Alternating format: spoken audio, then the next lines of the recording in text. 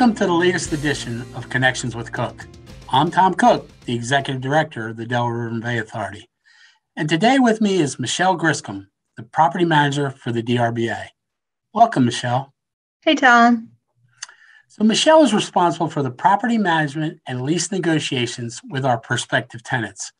Michelle has an integral role in our economic development efforts, and we've had some recent success stories at our New Jersey airports.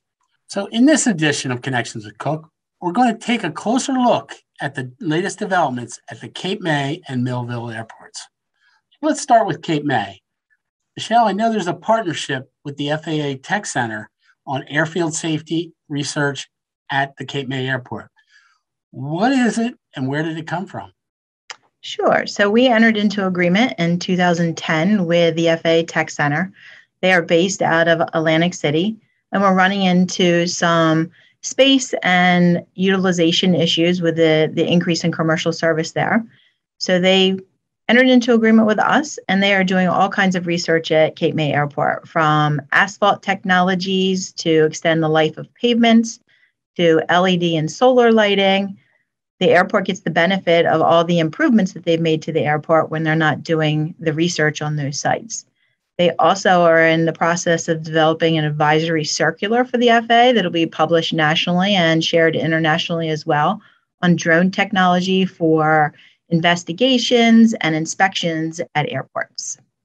Great. Well, I know in the short time I've been here, there's been a lot of economic activity at the Cape May Airport. We built 2 light industrial buildings. The County Tech Village is up and running, and the May Brewery actually celebrated its 10-year anniversary and has had expansion almost every year. So can you just give us a little update on that? Sure. You mentioned the May Brewery. So when the brewery came to us, they originally leased 1,500 square feet and were brewing batches in 8-gallon batches of beer. They've since expanded into 35,000 square feet with plans to expand another 30,000 square feet of production space. They are now the largest craft brewer in the state of New Jersey. But the airport's more than just the brewery. We have tenants at the airport, from museums and restaurants to flooring contractors to a personal trainer to a snack provider and soap manufacturer. We also have plans to, in 2022, bring Cape May Creamery, which will be an ice cream production and retail facility.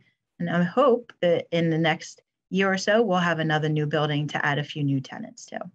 That's a lot of success stories. So let's move on to Millville. What's the business climate at the Millville Airport? So the climate at Millville is taking off. We've added some new tenants, currently at full capacity. I am working with existing tenants and some outside partners at the city and the county on evaluating the opportunity to build new facilities at the airport. Hey, well, I know the big news in Millville, the acquisition of Jet East coming to the airport. Can you tell us a little bit about that operation? Sure. Jet East joined us in July of this year. They are an MRO, which is a maintenance and repair and overhaul facility. They are one of the leaders in the country as far as maintenance providers, with facilities in Florida, Texas, Nevada, Ohio, New Jersey, and New York. Their primary customer is NetJets, who is the worldwide leader in private aviation. They currently lease 70,000 square feet with us at the airport, with plans in the next 6 months to hopefully expand their operation. They have 75 employees working at the airport right now, with hopes to grow to 100 in the next couple of months as well. Yeah, that's just a real game changer for that area. Looking forward to following the progress of that company and the airport. I know that you've also been working on a solar farm at the airport and maybe putting those devices on our buildings. Tell us about that. Yes, we have been working with a company that wants to install a photo array at the airport. In 2008, at Denver International Airport was the first time that solar was actually installed on airports. Since then, the technology have changed and it's become much more acceptable at airports to put that type of utilization in.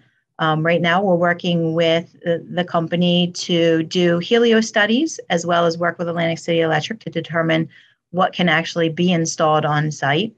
But we're optimistic that we'll be able to do a project that will actually not only generate money for the airport, but also reduce some of our costs potentially.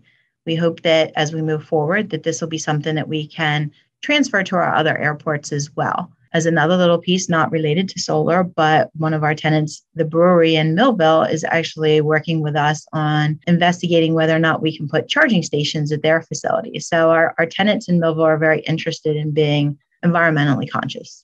Now, this is another example of our commitment to environmental stewardship at the DRBA. Michelle, is there anything else you'd like to add before we end this segment of Connections with Cook? I think I'd just like to let everybody know that we do have two historic museums on both of these airports that are open to the public. So if you have a day and are looking for something to do, why don't you head out to the Cape May or the Millville Airport and learn a little history about our airports. Again, thank you, Michelle, for all your efforts. Just want to remind everybody to keep your comments, your questions, or any praises you have for your fellow colleagues coming to me at telltheboss@drba.net. And I hope to see you around the DRBA.